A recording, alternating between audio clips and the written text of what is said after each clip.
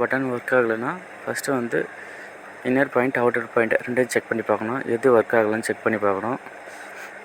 இன்னரில் ஒரு பாயிண்ட்டும் பக்கத்தில் இருக்கிற அவுட்டரில் ஒரு பாயிண்ட்டையும் செக் பண்ணி பார்க்கணும். எது ஃபஸ்ட்டு ஒர்க் ஆகுதுன்னு செக் பண்ணிக்கணும். இந்த மாதிரி தான் எல்லா நம்பருக்குமே ஒர்க் ஆகும். பக்கத்தில் கனெக்ஷன் இருக்கும். இன்னரில் ஒன்று, அவுட்டரில் ஒன்று, அவுட்டரில் ஒன்று, இன்னரில் ஒன்று, அப்படி தான் செக் பண்ணணும். நம்மளுக்கு மெனு பட்டன் தான் ஒர்க் ஆகலை. அது எப்படி பண்ணுறதுன்னு பார்க்கலாம். மெனு பட்டன் ஒர்க் ஆகலை.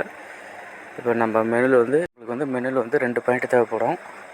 இன்னர் பாயிண்ட், அவுட்டர் பாயிண்ட், இது 2 இருந்தால் தான் மெனு பட்டன் ஒர்க் ஆகும். இப்போ எந்த பாயிண்ட் ஒர்க் ஆகும்னு செக் பண்ணி பார்க்கலாம். ஃபஸ்ட்டு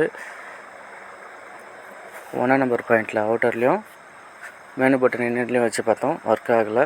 நெக்ஸ்ட்டு மெனு பட்டனில் அவுட்டர்லேயும் 1 நம்பரில் இன்னர்லேயும் வச்சு பார்த்தோம், ஒர்க் ஆகுது. நம்மளுக்கு வந்து இப்போ மெனு பட்டனுடைய இன்னர் பாயிண்ட் தான் நம்மளுக்கு வரல, அவுட்டர் நல்லாயிருக்கு. அதனால் அவுட்டரில் ஒரு பாயிண்ட் வச்சுட்டு பக்கத்தில் இருக்கிற இன்னர் பாயிண்ட்லாம் வச்சு செக் பண்ணலாம்.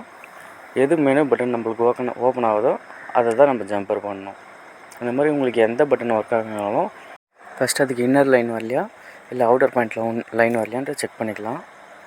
செக் பண்ணிவிட்டு அதுக்கேற்ற மாதிரி நம்ம ஜம்பர் பண்ணிக்கலாம். நம்மளுக்கு வந்து மெனு பட்டன் வந்து இன்னர் தான் ஒர்க் ஆகலை. இதை நம்ம வந்து டைரெக்டாகவும் ஜம்பர் பண்ணிடலாம்.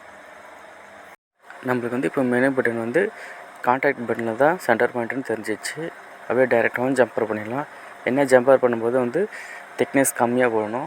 3.5 mm போட்டிங்கன்னா கரெக்டாக ஒர்க் ஆகும். திக்னஸ் அதிகமாக இருக்கிறத போட்டிங்கன்னா நம்ம பட்டன் ப்ரெஸ் பண்ணும்போது பஞ்சிங் கரெக்டாக ஆகாது.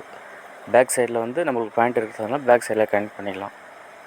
பாயிண்ட் இல்லாத பட்சத்தில் கம்மியாக போட்டிங்கன்னா கரெக்டாக ஒர்க் ஆகும்.